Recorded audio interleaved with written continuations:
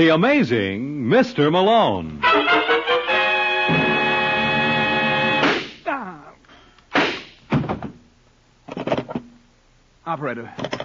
Operator, get me the office of John J. Malone. The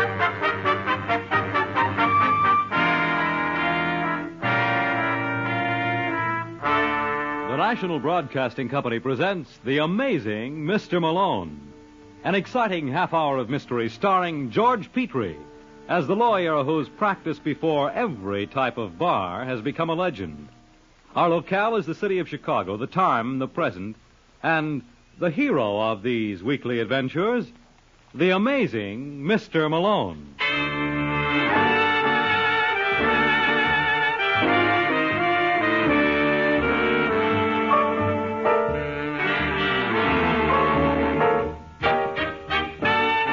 Malone's the name, John J. Malone, attorney and counselor at law.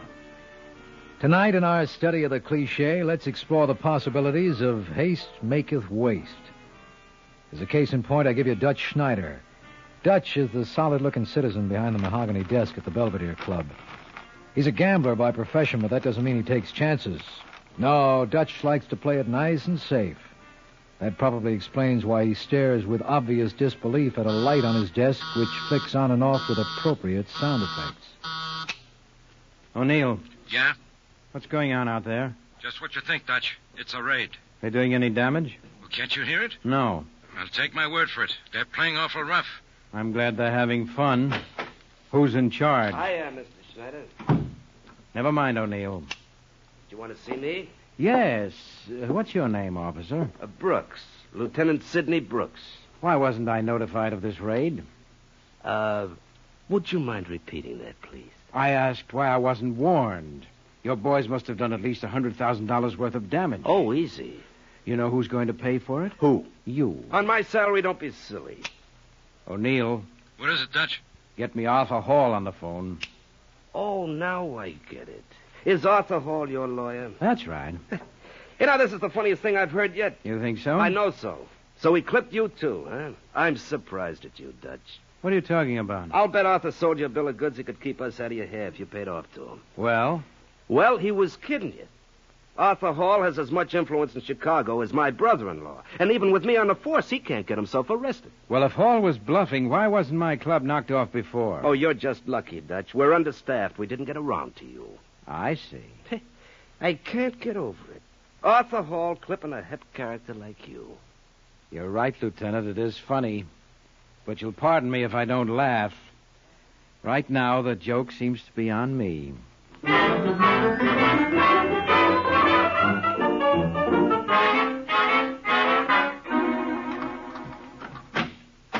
That you, Arthur? Yes. You're late. I was detained at the office, Peggy. Why didn't you answer your phone? Dutch Schneider's been trying to reach you all evening. Oh, did he call here? Mm-hmm. You know, Arthur, I got the idea he was a little annoyed with you. Oh, well, what did he say? It wasn't what he said, darling. It was the way he said it. Listen, Peg, I gotta leave town for a few days. Oh, really? Yeah, something's just come up. Remember the Morris estate? Arthur, you don't have to explain. You know I trust you implicitly. When are you leaving? I'm taking the super chief to Los Angeles. Oh, that explains it. That explains what? Why they called and confirmed your reservation to St. Louis. Well, I must have made a mistake. Obviously. Well, have fun, darling. If there's anything I can do for you here. There is. I want you to sign these papers. What are they? Nothing to be concerned about. Here, on this first line here. Didn't you once tell me never to sign anything without reading it? Well... This is to acknowledge that I, Peggy Hall, hereby... Now, look, Peggy... Arthur, I'm shocked. Utterly and completely shocked. Well, I couldn't sign anything like this. If I did, all the bonds and money you put in my name would revert back to you. It's my money in bonds, isn't it? Oh, sweetheart, don't get me wrong. I wouldn't want to see you penniless in St. Louis. Los Angeles. Suppose I write out a check for $25. Now, listen, Peggy. There's no use arguing, Arthur. I think I'm being very generous. After all, I'm not obliged to give you anything. Ah, you dirty little double-crosser. Just what do you think you're doing? It's not nice, Arthur. Huh? I said that's not nice. Hello, Peggy. Hello. What, Dutch, what are you doing here? Oh, there are a couple of things I want to take up with you. Would you mind leaving us alone for a little while, Mrs. Hall? It would be a pleasure. No, Peggy. Come back. That's a swell girl you've got there. Now, listen, Dutch, I know what you're going to say. That's good. Then I won't have to say it. There was a slip-up. You see, I've been on the phone all day. Those boys had no right to raid your place. But they did. Well, I've got an appointment to talk to the commissioner tomorrow. I don't see how you're going to manage it. Well, what do you mean? Well, to talk properly, you should have teeth. And comes tomorrow, Arthur, I don't think you're going to have many left.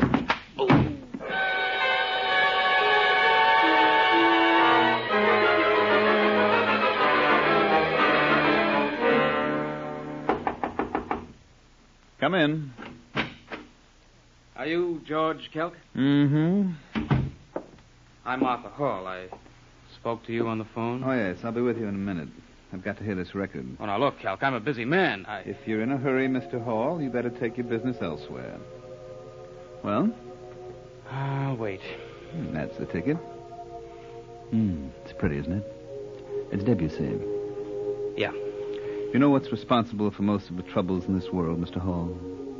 People assign the wrong value to things. Now, take music, for example. That's important, because there is a common denominator. Look, Kelk, I didn't come here for a lecture. There's no extra charge. All right, Hall, what can I do for you? Want to do a job for me? Not particularly. What? I'm a craftsman, Mr. Hall. I only accept commissions I like. I'll pay you $500. You're not even in my register. You'll have to go higher. 1,000? It's a little better. Have the money right on you now? Well, yes, but it's all I have at the moment. It's enough for me. All right. 2, 4, 6, 8. Now, what's the name of your party? Dutch Schneider. You know him? Only by reputation. He the one who bounced you around? That's my business. As you say, Mr. Hall. That's your business. So if you'll allow me, I'll be getting down to mine.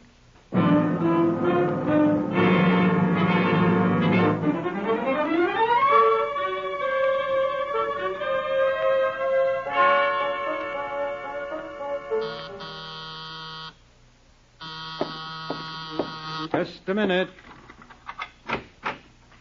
Yes? Are you Dutch Schneider? That's right. Kelk's my name. Georgie Kelk. Kelk. Haven't I heard that name before? Well, I don't know. Have you? Why, sure. You're the... Well, go on, Dutch. You won't hurt my feelings. I'd rather not take any chances. Frankly, it won't make much difference. Sit down. You mind if I smoke? Here, try my brand. They're king size. Well, if nothing else, it'll give me a little more time. A match? Sure. Catch? Thanks.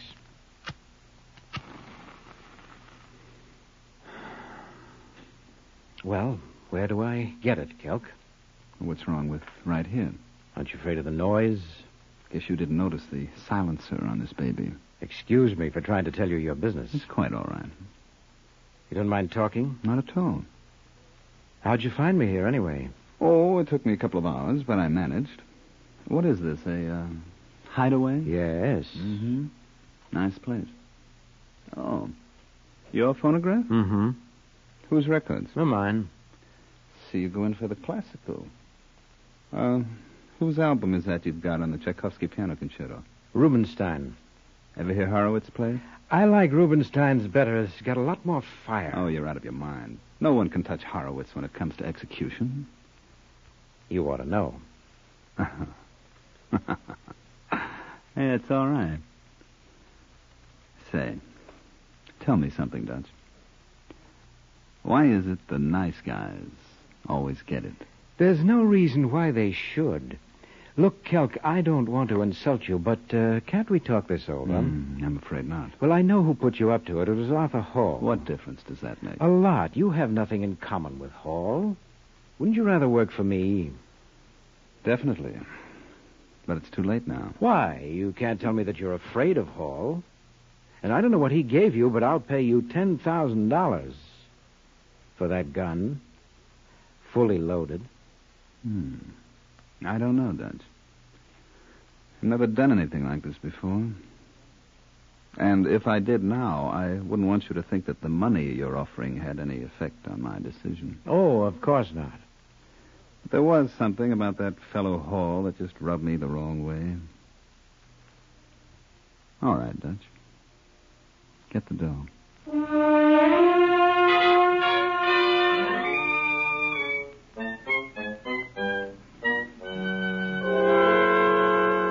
It was just one of those things, just one of those crazy things, one of those bells that now and then rings, just one of those. Don't stop on my account, Mr. Malone. I think you sing real pretty. Well, I always say a pretty girl deserves a pretty tune. Imagine coming into my office and finding you. How'd you get in here, anyway? I told the superintendent I was a friend of yours. Good for you. I'm glad you made yourself at home. You don't mind my taking off my shoes? Not a bit. I like to see people comfortable. You ought to get some better reading material. Oh, you don't care for Professor Wigmore on evidence? I thought it was pretty dull. There's a racing form you overlooked. No, I didn't. It's last week. Oh, I'm terribly sorry, Miss, Hall, Peggy Hall, only it's Mrs. And I'm the one to be sorry. Shall I put my shoes on? Why be formal? You know, Malone, you're a welcome change from most of the lawyers I know. You know many? I've got one in the family. Arthur Hall. Ever hear of him? Unfortunately. He's my husband. Oh. I once heard him say he'd never do business with you. Well, that's a wonderful recommendation. That's what I thought. Can you get me a divorce? On what grounds? Grounds? Well, this may come as a shock to you, Mrs. Hall. Peggy. But judges are peculiar people. Before they grant a divorce, they like to know if there's a reason. I've got a million of them. Will your husband contest it? I don't think so. I don't think so either. Oh, now look, Lieutenant, I'm busy. Oh, you're always busy, Malone. Why don't you take a little time out once in a I'm while? not clowning Brooks. Neither am I. Oh, this lady's Peggy Hall, isn't she? How would you know? I'm a detective. Like to see how I operate? Love to. Well, first I went to your home, and the maid told me you left a message that if anybody looked for you, you'd be closeted with the legal eagle here. What? Oh, Malone, you are a devil. Look, Brooks, what are you getting at? Didn't she tell you? No, all she told me is she wanted to get rid of her husband. And she did. We just found his body. Put your shoes on, Lucy. Those stone floors at headquarters can be awfully cold on your tootsies. You're listening to The Amazing Mr. Malone.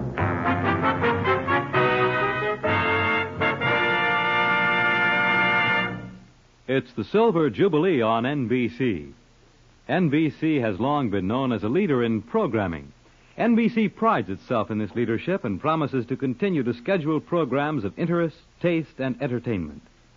We'd like you to note the programs we have prepared for your Sunday radio entertainment. These programs are designed for high adventure, and we start off with The Saint.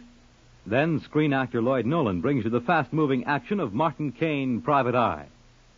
A new series called The Whisperer brings Carlton Young to the NBC microphone in a double role, that of Philip Galt and The Whisperer. Then Mr. Moto, Mr. I.A. Moto.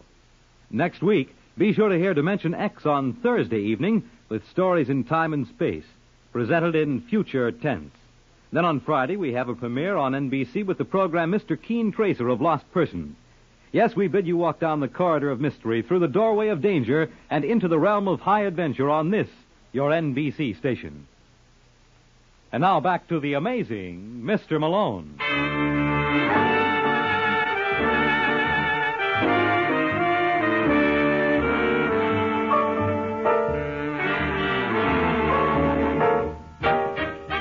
There's an old cliche. It's always darkest before the dawn. And judging by the signs here, daybreak was a way off. While Lieutenant Brooks gazed about my office, I watched my client, Peggy Hall, put on her shoes. A little thing like that can tell you a lot. To me, it proved two things. One, my client was innocent. And two, she had lovely ankles. You like what you see, Malone? I love it. Are you going to hate me for asking this, Peggy, but did you kill your husband? Do I look like the kind of girl who would? Oh, you're a bounder, Malone. I know. I ought to wash my mouth out with soap. All right, lover, who do you think did it? I have no idea. But if you asked me who would have liked to... I'll amend the question. Dutch Schneider, for one. Who for two? I think Dutch ought to be enough to hold you for a while. Boy like Dutch could hold me for life. What do you have against Arthur? Arthur convinced him he was a man of influence. Oh, I get it. How much did he nick Dutch for? I really don't know. Must have been a substantial amount. Figures. That's quite an achievement to take money away from Mr. Schneider. I wonder if I could get in Dutch. I'll let you kids know if I score.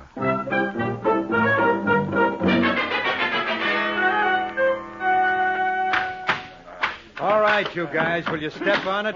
Those dice tables will never be ready in time. And where's the roulette setup? Oh, we got it here, Dutch. Well, it's doing me no good in that case. Get it open. Hello, Dutch. Why, if it isn't the amazing Mr. Malone. You mean the amazed Mr. Malone? I thought they closed you up. They did.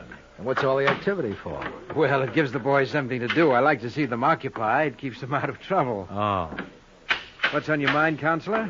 Can we talk someplace where there's less danger of me being hit on the head by a hammer? Sure. Come into the office. Oh, watch your step. I always tried to. Sit down. Drink? Malone never says no. Soda? Just a squirt. There you are. Thanks. Well, salute. Salud. All right, Malone. To what do I owe the pleasure? Well, for one thing, I was wondering whether you found a successor to Arthur Hall. Successor? Well, Arthur used to represent you, didn't he? I'm glad you mentioned that, Malone. I could use a good lawyer. Wish I could think of one. And what's wrong with you? Me? Oh, I got a client. So what? So I'm afraid your interests are diametrically opposed. Well, how do you figure that? I'm representing Peggy Hall. Don't tell me the police believe she killed her husband. How did you know he was dead? From several sources. As a matter of fact, I think there was a flash on the radio about an hour ago. What'd it say? Nothing much. Only that someone sent a .32 slug through Arthur's brain in his office, and the cops were holding a hot suspect, but they didn't drop any names. It's Peggy Hall. Well, now that proves that they're out of their minds. Why would Peggy kill him? Well, it seems Arthur signed everything he owned over to her, and she didn't want to give it back. That's no motive. I forgot to mention that everything Arthur owned amounted to close to $100,000. Hey, you lawyers do all right. Well, there are lawyers and lawyers, Dutch. Now, Arthur had a few soft touches. He convinced a couple of clients he had political connections, and he was rooking them for a fat little fee each week. You don't have to tell me. I was one of the principal contributors. So I've heard. What gets me is why the police haven't talked to you. Well, maybe they have. What'd you tell them? Obviously enough to convince them that I didn't murder Arthur. Want to try convincing me? Where's my percentage? How's your drink? Oh, the drink? Fine. Want one for the road? Oh, I'm in no hurry. I can spare another few minutes. Well, I can't. That's okay, Dutch. You don't have to beat me over the head. I can take a hint. See you around the pool room.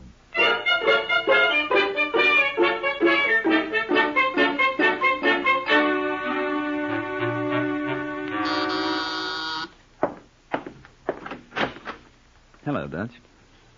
Why, Kelk, you're the last man I expected to see. I hope you don't mind my dropping around. I brought over the Horowitz recording of the piano concerto. I thought maybe you'd like to compare it with the Rubinstein job. You didn't really come for that, did you, Kelk? I guess there's no use in my trying to kid you. No use at all. It's funny, Dutch. I've known you, how long? Maybe 24 hours. And yet I feel that there's a bond between us. Do you? Mm-hmm. You know me better than I do myself. For example, I used to think that I was incorruptible. Oh, come now. No, I mean it. I always prided myself that once I undertook an assignment, nothing could swerve me from my purpose. But you did, didn't you, Dutch? And you did it with money. Did I do that? Yes. You put ideas in my head. Get to the point, Kelk. Well, all I'm trying to say is that suddenly money has become tremendously important to me. So? So, I want lots of it. And do I look like Fort Knox? Well, a reasonable facsimile. I sold you your life at 9 o'clock last night for $10,000. Now, that was pretty cheap, Dutch. I'll bet I could have gotten 5 times that. Easily, if I had that much here. Well, you better start raising it. Otherwise? Otherwise, I go to a fellow named John J. Malone. No, you wouldn't do that. Why not? I just don't think you would. Well, you're wrong, Dutch. How can I be? You admit that I know you better than you do yourself. And I don't see you going to John J. Malone. I just don't see it.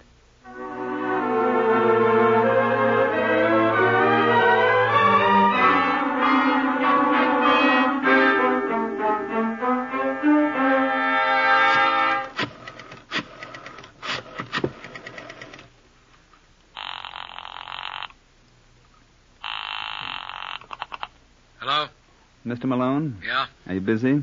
Who is this? My name is George Kelk. George Kelk? Yes, you don't know me, but it might be worthwhile if you did. In what respect? I know who killed Arthur Hall. Is this a rib? I'll let you judge that for yourself. What time does your office staff leave? 5:30. All right. I'll be there at 6. It'll be much easier with just the two of us.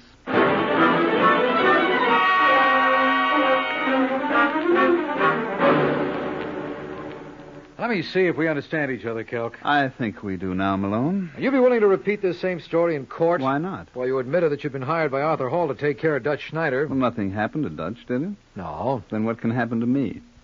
You got a nice logical mind. Thank you. Well, what do you think will be Dutch's reaction when he learns you've been up here? Oh, I'm not worried, Malone. I can look after myself. You want me to prove it? Yeah. All right.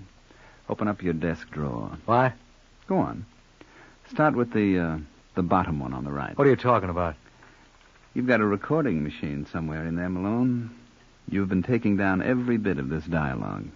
How'd you know that? Oh, you're talking to a man who keeps up with the latest in that field. I do a little home recording myself. Oh.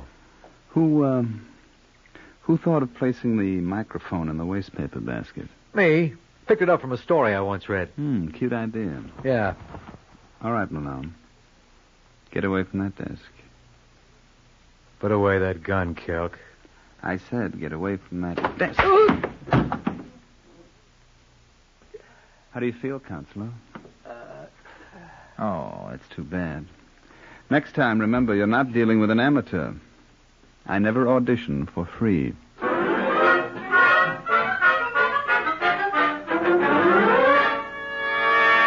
Listen, Kelk. Give him a little more water, Sussman. No more. Come on, Malone, come on. Let me... Ow! Take it easy, chum. Something new has been added. Huh? Yeah, 3 stitches in your scalp. Oh.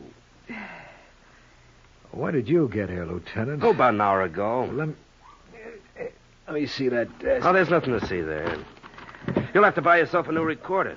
Listen, Brooks, a boy named George Kelk was up here. Yeah, I know. You kept babbling his name. Well, he can clear Peggy Hall. Now, look, Malone. I tell you, I had the evidence on that machine. Sure. Will you stop trying to humor me? Arthur Hall originally hired this Kelk to bump Dutch Schneider, only Dutch was lucky and bought his way out. Now, is that a strong enough motive for you? You mean for Dutch getting back at Arthur Hall? Yeah. I'd be out of my mind to say it was. Well, Kelk can prove the whole business. No, he can't. Look, Lieutenant, I talked with the man. He told me that at 9 o'clock last night he went up and braced Dutch. Well, that's where you run into trouble. I don't see why. That's because you haven't seen the autopsy report. Arthur Hall was dead at 8. What? Yeah, that's right. A full hour before Kelk even got to Dutch. You better get the aspirin, Malone. Your headaches are just beginning.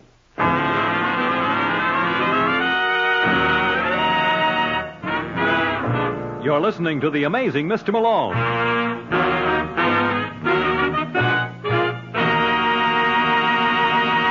Now that vacation time is here, the danger of forest fires increases all over the country.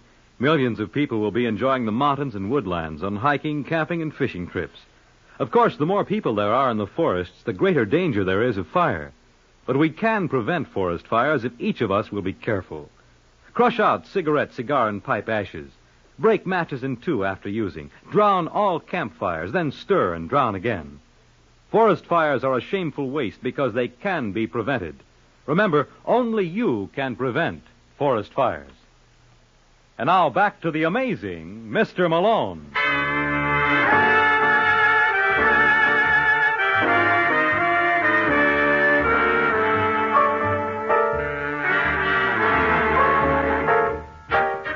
If Georgie Kelk made me sick, Lieutenant Brooks wasn't exactly what the doctor ordered either. When I refused to believe that Arthur Hall was killed an hour before Kelk even met Dutch Schneider, the lieutenant showed it to me in black and white. There you are, Malone. Now will you behave? When did this autopsy report come through? Around 6:15 tonight. Why didn't you call me? I tried to, but you were out. Well, you could have left... Oh. You got any other leads? No. Your client, Mrs. Hall, still refuses to tell us what she did with the gun. What gun? The one she bought 3 months ago in a pawn shop. Why? Well, to hear her tell it, she was afraid with Arthur away from home so often. That's possible. Sure. But why'd she buy it under a phony name? She's a woman. Oh, of course. That explains everything. Well, how'd you finally run it down? Through the car. The pawnbroker remembered she was driving a Nash. He got the first 4 numbers of the license. Pretty observant boy. What kind of a gun was A it? police special. Is that what was used on Hall? Could be. The slug we pried out of the wall was too battered to tell. Look, Lieutenant, Peggy didn't kill her husband. It's all out of character. Oh, that's good, that is. You've spent all of 60 minutes with the girl, and already you've got her analyzed. I tell you, Wait a minute.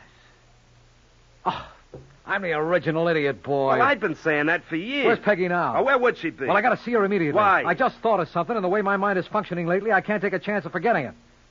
Shall we go?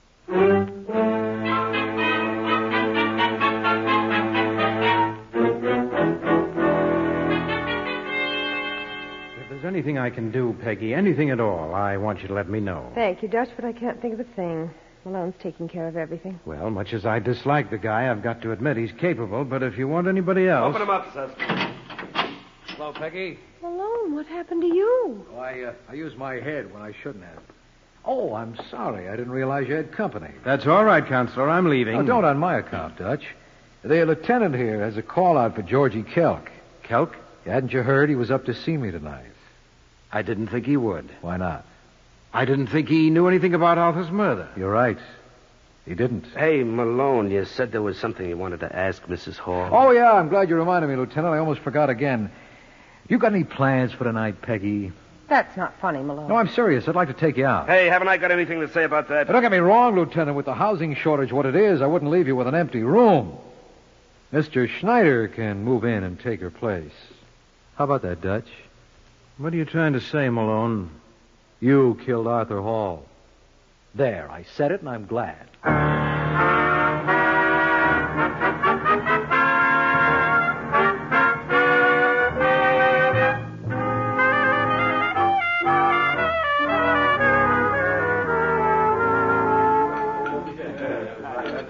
I can't believe it, Malone. Can't believe what? That Schneider killed Arthur. Suit yourself, Peggy, but it obviously had to be one of you. Well, in that case, I'm glad you picked on Dutch. What convinced you he was guilty? That gun you mislaid. Lieutenant Brooks said it was a police special, and that's a .38 caliber job. What does that prove? Well, when I asked Brooks if he was positive the bullet was fired from a police special, he admitted they couldn't tell for sure. So? So how come when I first went to see Dutch Schneider, he knew definitely it was a .32? Oh, Dutch must have had inside information. The very best. After the raid on his club, Dutch went to your home and beat the devil out of Arthur. Why didn't he kill him then? Arthur must have promised to return the money he got from him. Well, how could Arthur do that? He'd signed over practically everything he owned to me. Sure. And then when Dutch realized he had no chance of recouping, he went to your husband's office and killed him there. But in between, Arthur hired Georgie Kelk. By the time Kelk located Dutch, Arthur was dead. Should I say I'm sorry? Well, not if you don't feel like it. But you don't want to let this prejudice you against all men. Oh, it won't. I know now the type I can handle. And when I see one of the other kind, I'm going to start running. How will you recognize the other kind, huh? That's easy. They're lawyers. Good night, Mr. Malone.